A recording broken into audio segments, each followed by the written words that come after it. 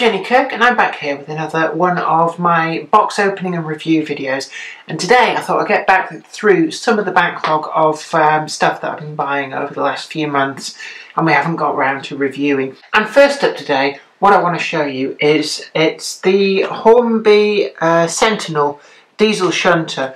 But unlike previously they did the chain drive version, they've subsequently brought out the rod drive version, and in reality the real versions of these were slightly more powerful. And the thing about the chain versus rod drive is that the chain drive is a lot better as long as you don't have the power. It's more efficient, but as you increase the power you're more likely to snap the chains on the drive system. So the more powerful locomotives were equipped with rod drive.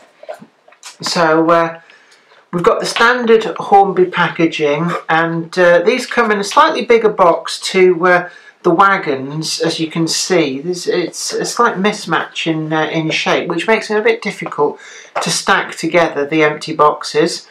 But we've got in like a little window on the end. This differs from the Backman items, that the details of what's actually in the box are contained on a card insert on the inside. So we can see there that we've got R3354 040 diesel Barabel Sentinel locomotive. And I believe, I'm trying to remember now where the original of this model worked. I think it's a comparatively recent livery. But the beauty of this livery is that it's generic enough that you can use it for pretty much any model railway situation.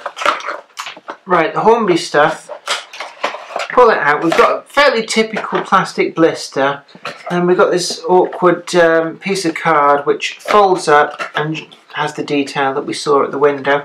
And underneath that, somewhere in here, we have the instructions to go with the locomotive. So I'm just going to put that all back in there. Now, interestingly enough, I want to show you these. You can see the wasp stripes on there and the little tail end. What these are actually for is if you don't want to use the standard equipped couplings that are on this, these will actually fit into the NEM pockets and blank off the holes that have to be there in the buffer beams for the tension lock couplings. And it's quite a nice idea. So we've got those in case we want to do that. The blister packaging opens as per usual. We've got a bit of foam on either end just to stop any rubbing on the paintwork, and we've got this clear plastic just to protect some of the detail. So we're going to lift that out there. I'm going to put all this to one side. And what we've got here is a very crisp little model, and it's great value for money. It's one thing that has to be said about these is that comparatively to some of the bigger locomotives, these are a very, very good price. I think I paid £45 for this. I mean, in this day and age, that is actually a really good price to pay for a high level of detail like this in this locomotive. And we've got very sharply applied wasp stripes. We can see there's no bleed over, there's no hazing around the edges. It's really neatly applied. And again, with the lining, it's all straight, it's perfectly printed, and all the detail, even down to the Sentinel sword and what looks to be an etched radiator in there, that is actually a pretty good level of detail for a locomotive in this price bracket. Now, unfortunately, there is quite a join there where the side panels and the cab join together, but I guess in this scale, the fact that we've got near scale thickness on these is pretty good. So I can see there's a little bit of a bend on that, but I can fix that, that's not a problem.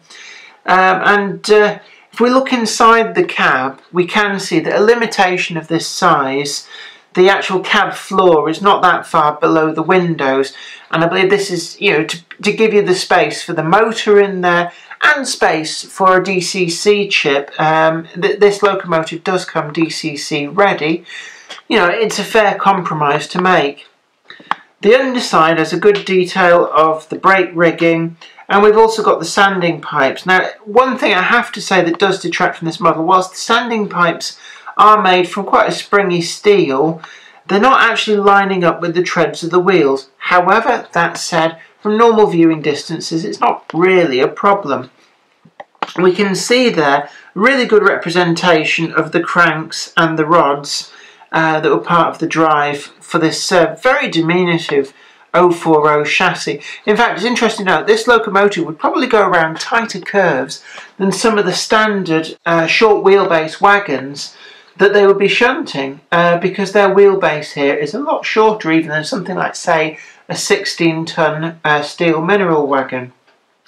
Overall, I would give this a good solid 9.8 out of 10. I think this is amazing value for money coming from Hornby, and it's a good foray into industrial concerns, which really has been neglected by the manufacturers up till now. So you can still find these locomotives out there for around the £45 to £50 mark.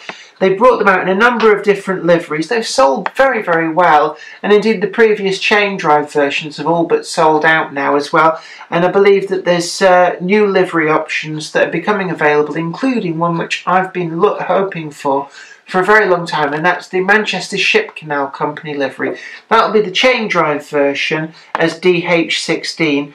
But until then, this is a very, very good little performer for working on my Grove Street Yard model railway.